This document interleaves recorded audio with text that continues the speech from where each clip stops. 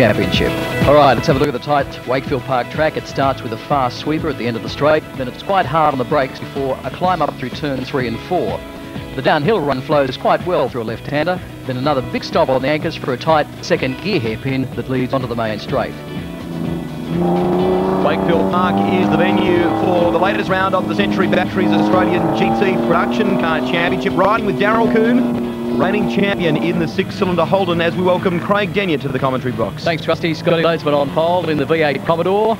Coon was second fastest, then Holgerson, John McElroy, Richard Winston, Robert Chadwick in the Mitsubishi Magna, Brian Carr and Luke Yulin first to the Class C or the 4-cylinder cars. Good effort by Yulin there. Further back, Nigel Williams, Jimmy McKinnon in the second of those Holden Astras. Rick Bates in the brand new Daihatsu. We'll talk more about that during the course of this race. And Megan Kirkham at the very back of the field. Well, Cameron McConville, welcome to the commentary box as well. Quite cold conditions here at Wakefield Park, but we're set for a start here. And I'm surprised, I've got to say it, how well the 6-cylinder Commodores and Falcons have been going up against the V8s. Well, it certainly is a tight and twisty track here too, Rusty. Quite a narrow circuit, so perhaps the 6-cylinders with the torquey engines are quite well suited to the layout. So well away is Daryl Coon in the XR6 Falcons. Scott Loadsman, the pole sitter alongside him. Looks like Loadsman certainly got the jump at this stage though.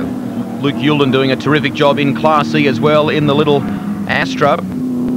Car that was campaigned around Mount Panorama Bathurst last year with Greg Murphy and Stephen Richards at the wheel, and a car that I guess could be quite well suited in that class to this circuit. Should be ideally suited, a front-wheel drive car and plenty of power to weight also. Oh, we see Loadsman under brakes there. Cold tyres, keep in mind this is only the opening lap.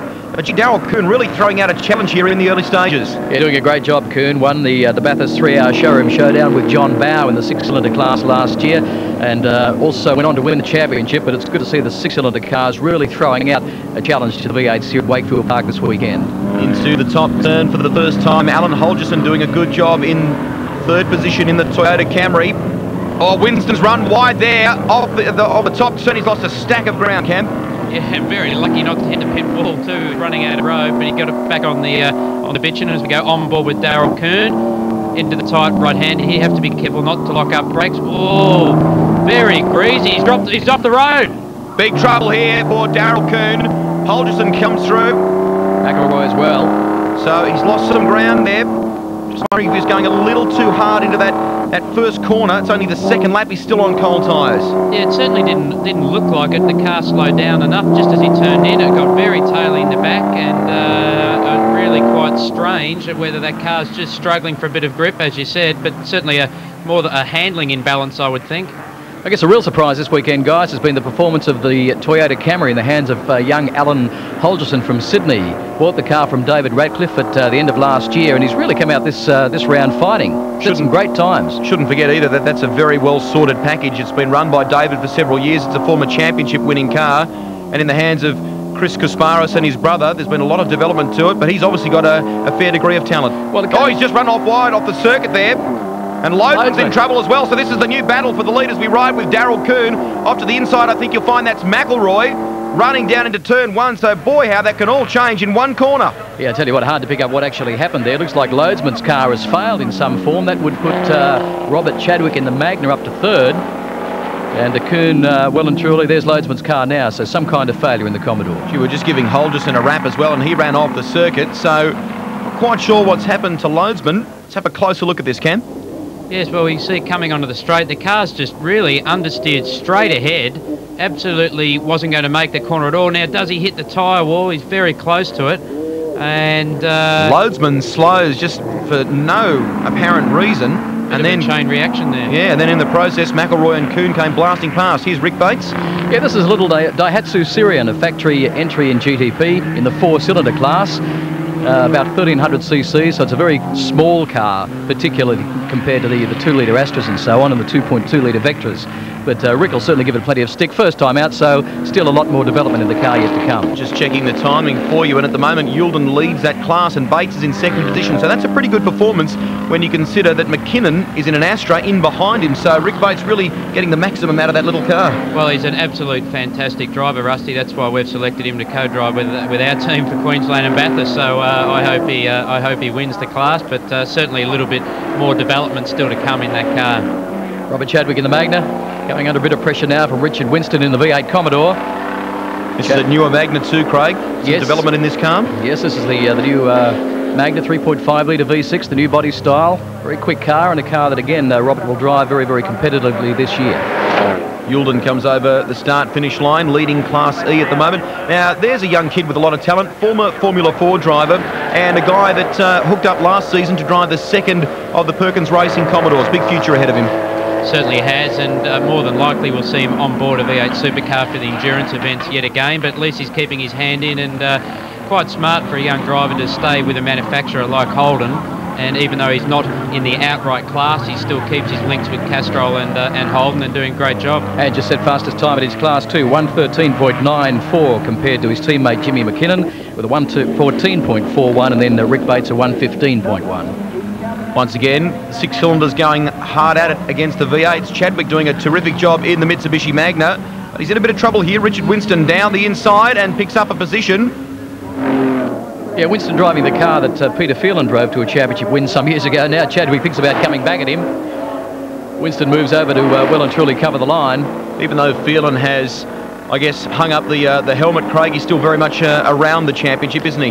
Yes, he runs the little Honda S2000 for Dave Wood, the Robert Lane Honda, and also, of course, took Dave Wood to a Class B victory with a Honda Integra last year. So even though he's not actively driving himself, still a pretty quick peddler in his day. He's certainly very much involved in GDP. We have had mixed weather conditions here so far this weekend. There's a bit of rain during the course of qualifying. It's dry at the moment, but very cool at Wakefield Park, and there is some talk of rain this afternoon. No real dramas at the moment. The field head down the hill into this left-hander cam, which can catch you out. You can go a little bit deep there. Very easy to outbrake yourselves as... Driscoll's coming into the pits, Ben Driscoll. One of the cars that had been run in the past by Sammy Newman and Melinda Price. Yeah, this is the ex-Sammy Newman car. Driscoll himself, the 1999 2-litre Rookie of the Year in sports sedans, having his first run in GDP this weekend.